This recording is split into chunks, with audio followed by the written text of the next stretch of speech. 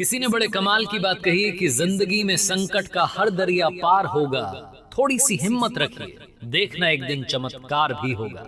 एक छोटी सी कहानी, ये कहानी एक अमीर सेठ की। एक सिटी के सबसे अमीर सेठ थे, बहुत सारा पैसा था, बहुत सारे बिजनेसेस चल रहे थे, बहुत सारी फैक्ट्रीज के मालिक थे, कहीं कोई कमी नहीं, हर तरीके से संपन्न थे।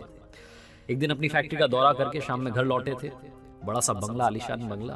अंदर पहुंचे तो देखा कि घर वाले सारे लोग जो थे पूजा पाठ कर रहे थे, शाम की आरती चल रही थी। सेठ जी को भगवान से थोड़ी डिस्टेंस बनाने में मजा आता था। वो नास्तिक टाइप के थे, वो दूर रहते थे। अपने कमरे में चुपचाप चले गए, जाकर के अपना हिसाब किताब करने लगे, एनालाइज करने लगे, क्या सही हुआ क्या गलत हुआ। नौकर को बुला करके कहा कि एक कप कॉफी लेकर के आ जाओ। नौकर गया कॉफी तैयार करने के लिए। अचानक से सेठ जी को दर्द होने लगा सीने में, बेचैनी महसूस होने लगी। वापस नौकर को बुलाया और कहा कि काम करो, फटाफट से डॉक्टर्स को बुलाओ, कॉफी बाद में बनाना। उस सिटी के जो टॉप हॉस्पिटल के डॉक्टर्स थे वो सारे के सारे आए, आकर के जांचें करी, बहुत सारी रिपोर्ट्स आई। मालूम चला कि सेठ जी हर तरीके से परफेक्टली फाइन थे। सेठ जी ने कहा कि मुझे तो अभी भी बेचैनी हो रही है, मेरे लिए तो दवाइयां लिखी। डॉक्टर्स ने कहा कि आप ठीक हैं, कहाँ परेशान हो रहे हैं। फिर भी सेठ जी का मन था, वो अंदर ही अंदर अजीब सा महसूस कर रहे थे। तो डॉक्टर्स ने दवाइयां लिख दी और साथ में नींद की गोली लिख दी कि अगर नींद ना आए तो ये भी ले लें, लेकिन आप आज आराम करना, किसी बात की वजह से शायद आप परेशान हैं, इसीलिए आपको बेचैनी हो रही है। नौकर ने खाना तैयार किया, दवाइयां लेकर के आ चुका था। सेठ जी ने दवाई ली, सोने के लिए बिस्तर पर चले गए, लेकिन नींद नहीं आ रही थी, करवट बदल रहे थे। बिस्तर से उठ करके वो नींद की गोली भी ले ली, लेकिन तब भी नींद नहीं आ रही थी। बहुत देर हो गई थी। घड़ी उठा करके देखा तो रात की 3 बज रही थी, सन्नाटा था, हर तरफ शांति थी। उन्हें लगा कि इस बंद कमरे में शायद घुटन हो रही होगी।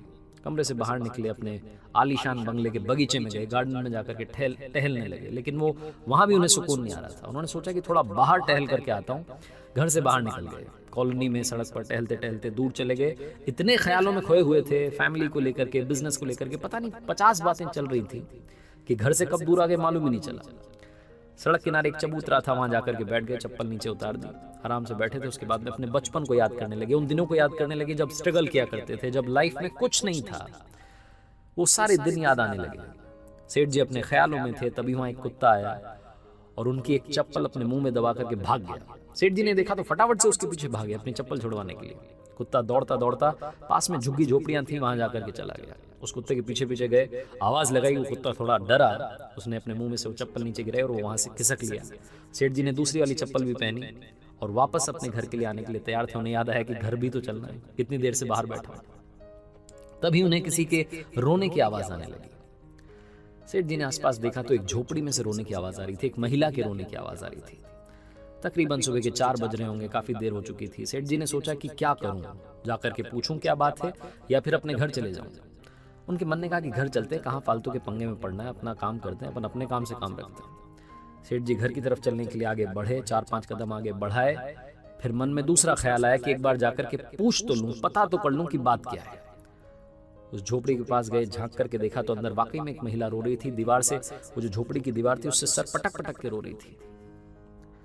सेठ जी ने हिम्मत करके दरवाजा खटखटाया, उस महिला ने दरवाजा खोला। सेठ जी ने सबसे पहले तो कहा कि बहन जी माफ करना, गलत मत सोचना, मैं बस यहाँ से गुजर रहा था, मुझे आपके रोने की आवाज आई। क्यों रो रही हैं आप, क्या बात है, क्यों परेशान है?